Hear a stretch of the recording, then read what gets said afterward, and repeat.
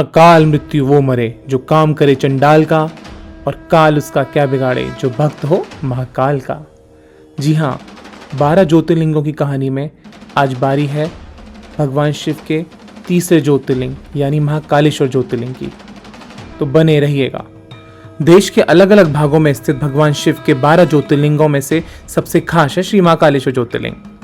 यह ज्योतिर्लिंग मध्य प्रदेश के उज्जैन जिले में शिप्रा नदी के निकट रुद्र सरोवर के तट पर स्थित है। उज्जैन नगरी को प्राचीन काल में अवंती नगरी कहा जाता था। बताया जाता है कि हमेशा से ही यह नगरी संपूर्ण प्राणी जाति को मोक्ष देने वाली रही है, और तो और शिवजी को भी यह नगरी बहुत प्यारी थी। तो चलिए सुनते हैं क्या है भगवान शिव के पावन महाकालेश्वर ज्योतिर्लिंग के पीछे की कहानी। पूर्व काल में अवंतिका नगरी में हुए थे एक पुण्यात्मक ब्राह्मण जिनका नाम था वेदप्रिया जी, जो कि भगवान शिव के बहुत बड़े भक्त थे। वे वेदों का ज्ञान देते थे और रोजाना भगवान शिव की पार्थिव शिवलिंग बनाकर उनकी पूजा आराधना किया करते थे। और उसी समय के दौरान एक दूषण नाम का राक्षस भी हुआ करता था, जो कि संपूर्ण श्रेष्ठ प्राणियों पर आक्रमण करता था और उनका संहार करता था, और वो यह सब करते हुए पृथ्वी पर घूम रहा था। यही नहीं, इस दूषण नामक असुर को भगवान ब्रह्मा जी से वरदान भी प्राप्त था, और भगवान शिव ने इस दूषक नामक राक्षस को काफी बार अवगत भी किया था कि वो ब्राह्मणों को पीड़ित ना करे, उन पर अत्याचार ना करे। परंतु उस राक्षस ने भगवान शिव की एक नहीं मानी और वो ब्राह्मणों को पीड़ित करते गया। तो एक दिन वो यही सब करते हुए उज्जैन नगरी यानी अवंतिका नगरी भी पहुंच गया। और जब वो दूषण नामक राक्षस उज्जैन नगरी में जाकर लोगों का संहार करने लगा और ब्राह्मणों को पीड़ित करने लगा, तब पुण्यात्मक ब्राह्मण जी वेदप्रिया जी ने सभी से कहा कि आप सब बस शिव जी पर भरोसा रखें। और यह कहने के बाद वो अपनी साधना में लीन हो गए।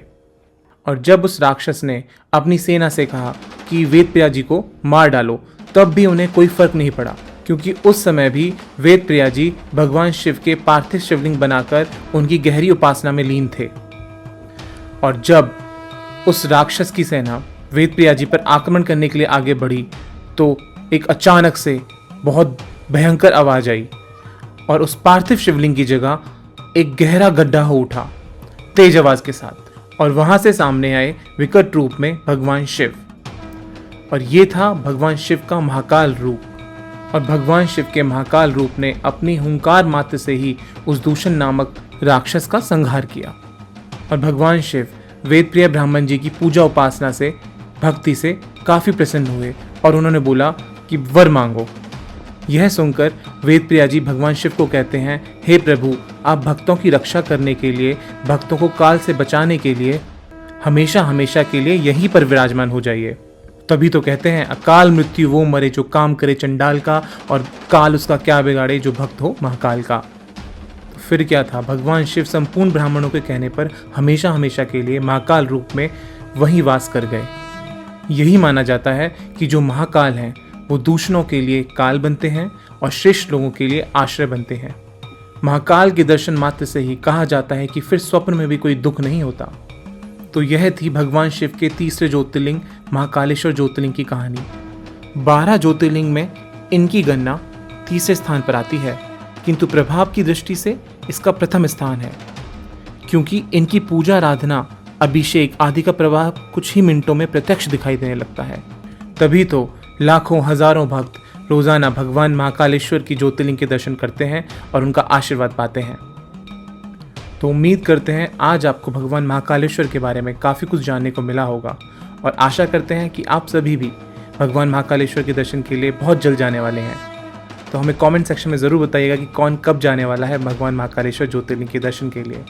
और हाँ, शेयर कीजिए इस वीडियो को सभी दोस्तों और परिवारजनों के साथ जिन जिन को आप ये भगवान महाकालेश्वर की पावन कहानी सुनाना चाहते हैं और इसका रहस्य बताना चाहते हैं। तो भगवान शिव की बाकी की ज्योतिर्लिंग की कहानी सुनने के लिए बने रहिएगा हमारे साथ। बहुत जल्द चौथे ज्योतिर्लिंग की कहानी सुनाएंगे आपको। तब तक के लिए कमेंट में लिखिए जय श्री महाकाल, हर हर महादेव।